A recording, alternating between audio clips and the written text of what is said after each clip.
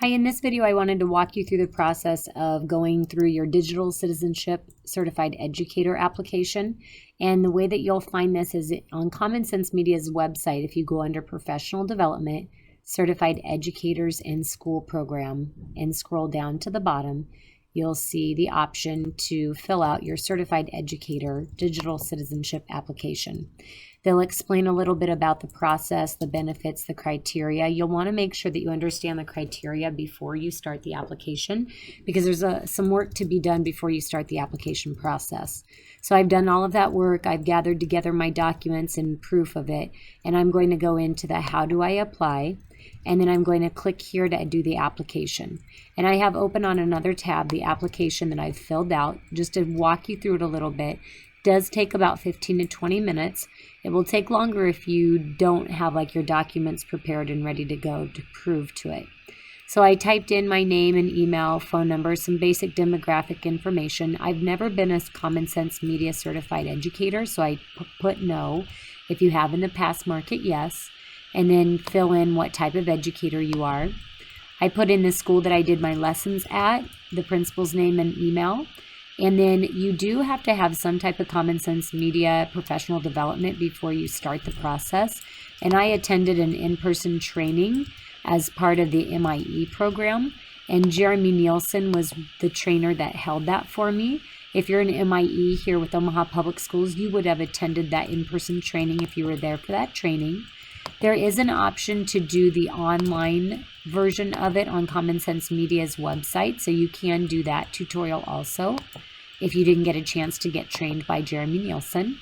And then you mark down all of the class grade levels that you did lessons in. In my example, I worked with 6th grade and I had 18 students. And in there, I had just one classroom, but you can put as many grades and a total number of students that you worked with. I specifically used the digital passport, so I only marked that. And I did the 5 modules within digital passport plus one on strong passwords. So I put 6. And then I marked the 3 ways that I engaged families. And I had several ways, but I marked down that we have CommonSense Media, a link on the school website. We did distribute their cyberbullying family tip sheet. And then I marked other because we created a family tip sheet for all of the different modules that we were working on for Digital Passport. I'll show you an example of what that looks like that I created so that my students could take this home and have some conversation starters with their family members about what they're learning about. And then you were asked to join one professional learning network to talk about digital citizenship. So I joined EdWeb. And on EdWeb, you can browse communities or find communities. And I found the Digital Citizenship one by CommonSense Media.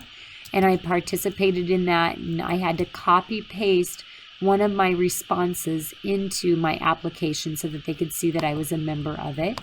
So you will see my comment back to Ashley right here that I copy pasted. And one way that I've encouraged some school-wide implementation is by talking to the principal in person about the lessons I've been doing at Kellum and talking about the importance of it. And then I had to fill out what impact I thought teaching digital citizenship would have on the students, their families, and school culture. So I addressed each of those 3 areas in this slight essay that I created. They asked if I'd be interested in presenting on behalf of CommonSense Media at a conference. For my role here at the district, I felt yes, I would like to or be willing to. And I talked about some past experience I had. If you don't have past experience speaking at conferences or facilitating professional development, don't worry about that. That's perfectly fine. But think about if you ever do anything at staff meetings or grade level meetings or with different committees within your school, that would count. And then you are asked to attach 3 documentations stating or showing that you definitely did do something with students with what you had talked about above. So what I did is I attached a picture of the report that comes from Digital Passport after they are finished. I also included the family tip sheet that I had shown before. And then I had also created a PowerPoint that I used at the beginning of all of my lessons. So I included that also as my proof. And then they ask, do you have a link on your school website for CommonSense Media? And we do, and so I included our school website to show that there is a link on our homepage to CommonSense Media.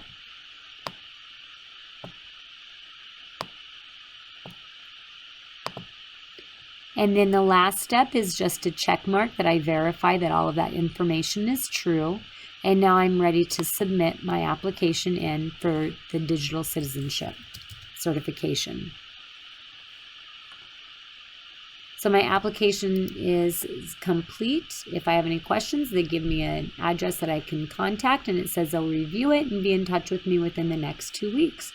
I hope you found that helpful. There are some other areas. If you have 2 educators within your school that have become certified, there is also in the certified educators area a way that you can apply. Let me get to the right place.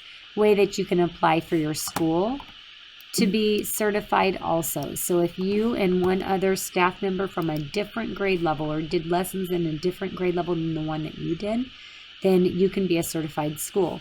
For example, the librarian at Kellum Elementary, where I did my 6th grade lessons, she did lessons with 3rd grade and 4th grade and 5th grade. So we can now apply for the certified school citizenship and walk through the application process here. Hope you found this helpful. Good luck with your certification application.